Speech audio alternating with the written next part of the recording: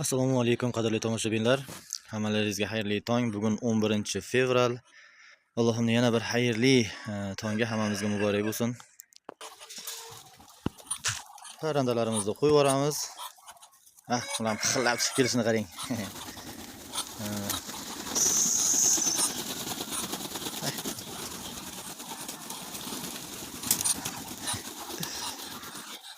Yarashabdi. Parrandalarimiz sotiladiganlar bormi deb so'rashadi. Qora bosh kerak edi. Mana sochini chiroyli degan qarang prichoskasini. Boshi oq, o'rtasida qop-qora dog'i bor. Parrandalarimiz sotiladigani bormi? Bizga qora bosh kerak edi deb so'raydiganlarga, bizda sotiladigan endi utkalar qolmagan. Umuman katta parrandalarimiz hech qayerda sotilmaydi. Bundan bu yog'iga xudo xolasa jo'jalari chiqaveradi. Jo'jalarni sotuvga chiqaramiz inshaalloh. Endi o'tkalar qadrli tomoshabinlar o'ta barakali va juda bir ajoyib qushlar bo'lar ekan. Juda foydali. Ya'ni ko'pchilik bularni iflos bo'ladi, ya'ni har yoqqa yozilib ketaveradi deyshadi. Endi yozilmaydigan jonivor bo'lmasa kerak. Mol boqsangiz, mol ham yaxshigina qilib yozilib beradi. Buni minus hisobiga qo'shmasa ham bo'ladi deb o'ylayman. Ularga отдельно joy qilish kerak bo'ladi. Misol uchun men teng yarmini, hovlimni teng yarmini bo'lib qo'yganman setka bilan. U yarmi o'zimiz uchun, qolgan yarmi o'rdaklar uchun, parrandalarimiz uchun. Manaki.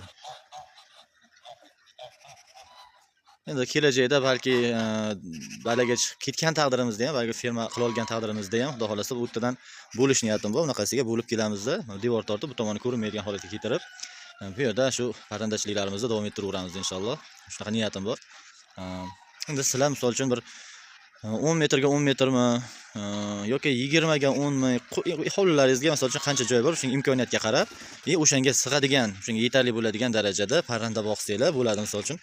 Ya'ni aytmoqchi bo'lganim, hech qayerga, hech kimga xalal bermaydi va bu yerda rasvo qildi deb ko'nglingiz xijil bo'lmaydi.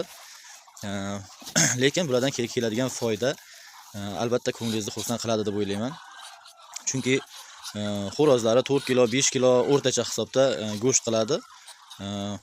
4 kilo, 5 kilo go'sht, endi bittasini tozalasangiz, uyingizga kelgan bir mehmonlarni to'ydirib, xursand qilib olishga yetadigan darajada go'sht bo'ladi.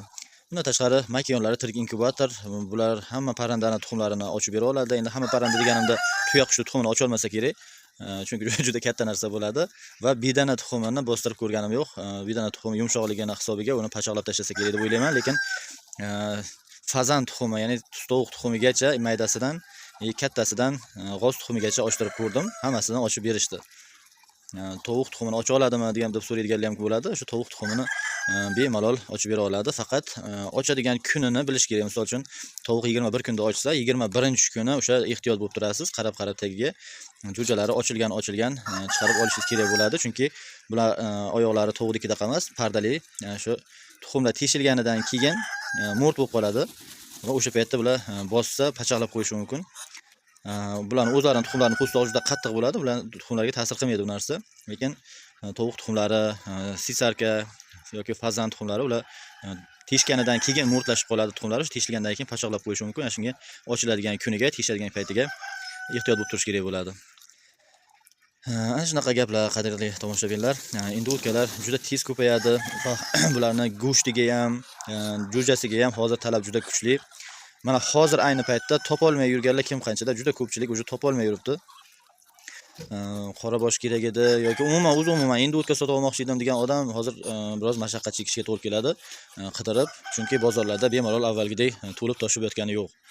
O'tgan kuzda bir narxlari tushib ketdi. Men o'yladim, bu shunaqa ham bo'lar ekan deb o'yladim.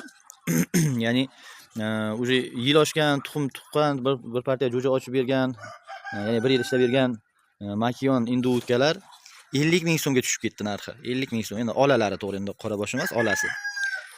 Endi o'sha ham endi juda arzon narxda. Hozir endi misol uchun o'sha endi o'tkalarni olaman desangiz narxi 150 ming so'm.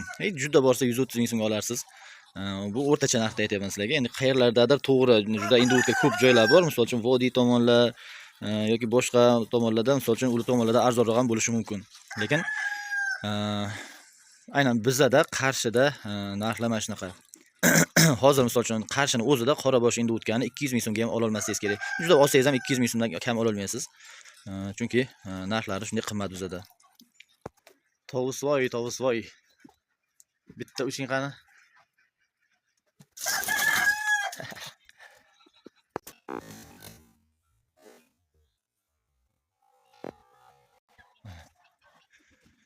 Qayoqlardan kirib olishyapti bilmayman, bu musichalarni. Avval 3 ta, 4 ta edi, keyin ko'paydi. Ana hozir naryoqlarga kirib qolganlardan tashqari ham, mana hozir bilmadim, 7-8 tachasi chiqarib yubordik. Xo'sh, Viandot tovuqlarimiz.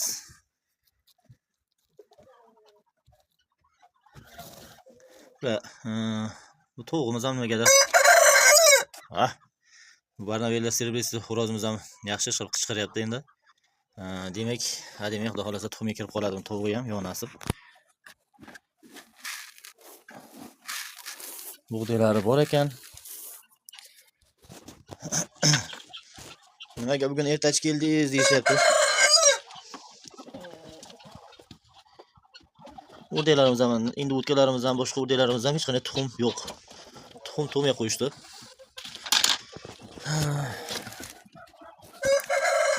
Donlari bor ekan. Bu bizani Lakenfelder xo'rozimiz, juda chiroyli xo'roz. Shuni zotidan olaman deyapman, u 1-2 yarim hech tuxum tug'ay demayapti. Tochkali temniy pux tovuqlarimiz. Bular ham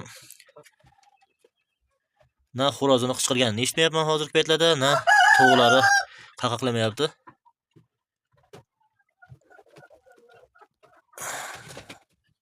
Bug'doylari, suvlari bor ekan. Bug'doy berishimiz shart emas ekan. Xo'sh, tashqarida nima gaplar? Tongni qanday kutib olishyapti bular?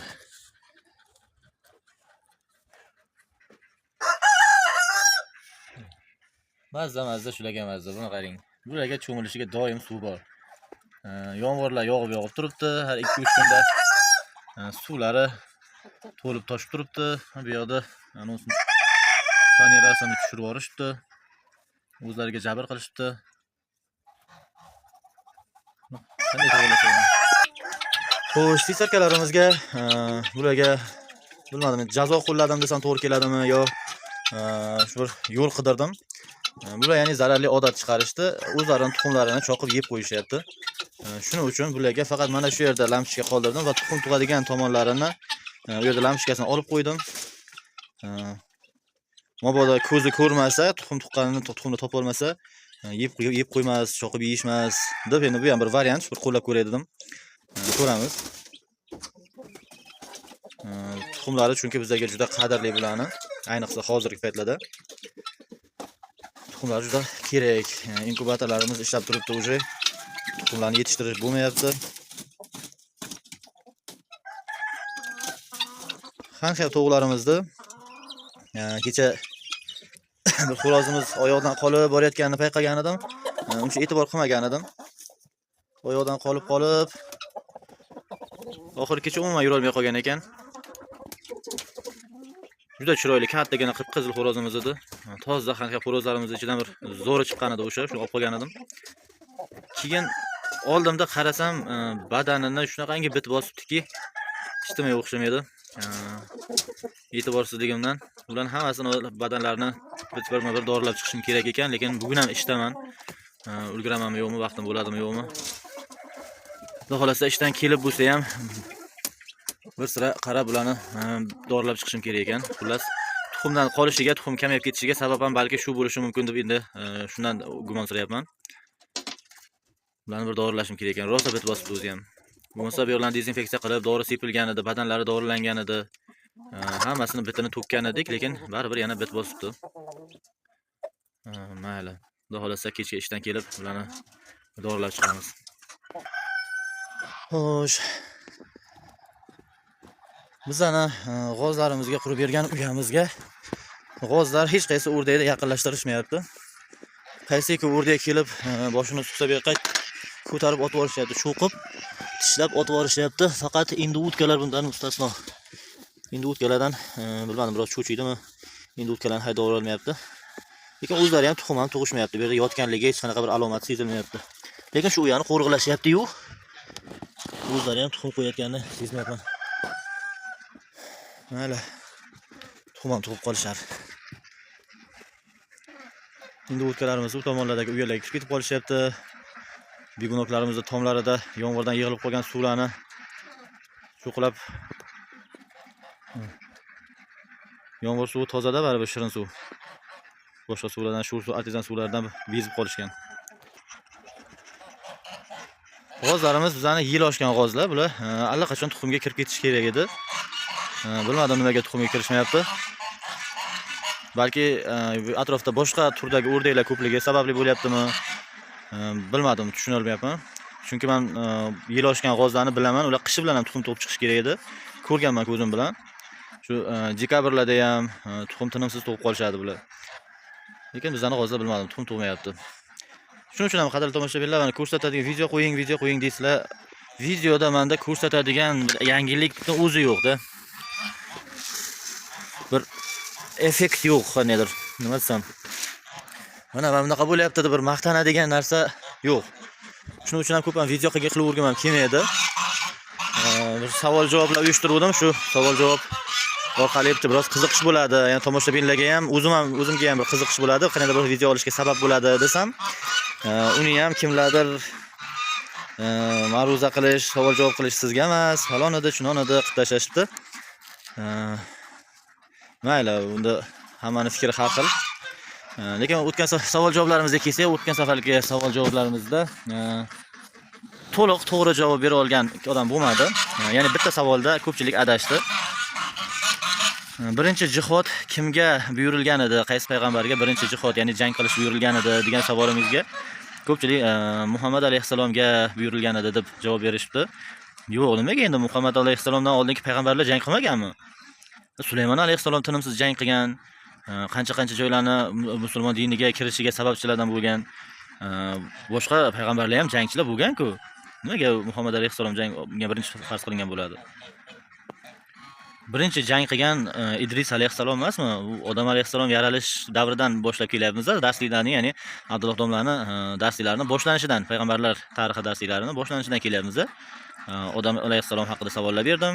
Uchta farzandlariga o'tdik. U Shiz alayhisalom, Idris alayhisalomlar emasmi? Odam alayhisalomdan keyingi payg'ambar desam Idris alayhisalom deyilgan. Yo'q, Shiz alayhisalom birinchi payg'ambar bo'ladilar, keyin Shiz alayhisalomdan keyin Idris alayhisalom payg'ambar bo'ladilar. Agar men adashmayotgan bo'lsam. Idris alayhisalom davrlarida Qobil zurriyotlari, ya'ni dengiz sohilidagi odamlar haddlaridan oshishni boshlashadi. Juda shunda Alloh tomonidan buyruq bo'ladi. Idris alayhisalomga shu qo'shin to'plab, otliq qo'shinlarni to'plab, ularning qavmini ularning qavmini yo'qotishga buyruq bo'ladi. Ular shunga jang bo'ladi. Birinchi jihod o'sha Idris alayhisalomga buyuriladi. Lekin baribir xursandman. Ko'pchilik, bu safar juda ko'pchilik hech bo'lmasa ikkita savolga to'g'ri javob berishgan. Bugun esa yangi savollarni o'qib eshittiraman. Bu endi 2 kun oldin berilish kerak edi bu savollar. Biroz ishda bo'lib qolyapman, vaqtim bo'lmayapti video olishga. Chunki men bitta sizlarga 3 ta savolni berish uchun o'zim yana qaytadan shu darslikni eshitib chiqaman. 35-40 minut, 45 minut yoki undan oshiqroq muddatdagi darslikni yana qayta eshitib chiqaman shu 3 ta savolni taxlash uchun. Shuning uchun bu meni juda soat 1-2 ga uxlab, yana soat 5:30 da turishimga to'g'ri kelyapti. Biroz murakkab bo'lyapti. Mayli. Dardi xor qilmasdan endi yangi savollarni o'qib eshittiraman. Qaranglar. Odamzodning ikkinchi otasi deb hisoblangan payg'ambar kim? Ya'ni odamlarning ikkinchi otasi, ikkinchi odam ato deb hisoblangan payg'ambar kim? Ikkinchi savolimiz ham xuddi shu payg'ambarning o'zi haqida. Ya'ni shu payg'ambar necha yil umr ko'rgan? Mana shu odamzodning ikkinchi otasi deb hisoblangan payg'ambar necha yil umr ko'rgan? Va uchinchi savolimiz ham shu payg'ambarning o'zi haqida, ya'ni mana shu odamzodning ikkinchi otasi deb nomlangan, hisoblangan payg'ambarning nechta farzandi kofirlardan bo'lgan? Ya'ni shu payg'ambarning nechta farzandi kofirlardan bo'lgan? Mana shu 3 ta savol. Xudo xolasa, kommentariyalarda yaxshi tayyorlanib, to'liq chiroyli javoblar ko'proq bo'ladi degan umiddaman. To'liq javob berganlarni birma-bir nomma-nom o'qib eshittiraman, xudo xolasa inshaalloh. Keyin ba'zi bir mish-mishlarga ishonib, bularga hukm chiqarmanglar, o'zlaringiz yuraklaringizni oldirtirib qo'ymanglar. Biror ma'ruzaga like bosganimiz qamab yoribdi. Bir ma'ruzaga like bosgan ekan yoki bir nima qilgan ekan yoki juma muborak degan bir nimani yuborgan ekan.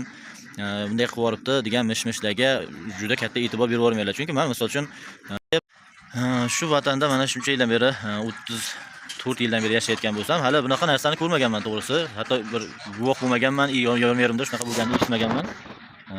To'g'ri ko'ngil bilan, to'g'ri ish qilgan bir odamni nohaq jazolanganini. Unaqasi bo'lmagan. Endi u shunaqa bo'lgan bo'lsa, demak u nimadir bir sabab bo'lganki, o'sha davlatimiz o'sha bir chegaralar qo'yishiga to'g'ri kelgan. Shunaqa qilmasa ham bo'lmaydi, lekin u bular bo'lmasga emas. Misol uchun Abdulloh domla litsenziyasi bor. Davlat nimada ma'ruza qilishi mumkin, ruxsat berilgan. U masjid imomi yoki bir даже olimlik darajasiga teng bo'lgan inson. U kishida ma'ruzalarini tinglagan odamni yoki like bosgan odamni agar qamab tashlaverilsa, bilasizlarmi, u ketadi O'zbekistonda bir hech bo'lmasa bir 3 dan 1 qismi qamalib ketadi unaqada. Bu gaplar menimcha mish-mish deb o'ylayman. Ko'p ham e'tibor beravermaylar. Agar rostdan shunaqa bo'lgan bo'lsa, bilinglarki, unga jiddiyroq sabab bor. Bitta bugina bir ma'ruzani aniqlagan narsa sabab bo'lmaydi unga. Bizani esa hozirgi bu savol javoblarimiz bu ma'ruzaga umuman buni aloqasi yo'q. Bu hech qanaqa bunaqa narsa emas. Bu bir diniy bir nima deydi, da'vat, bir nimalar emas bu.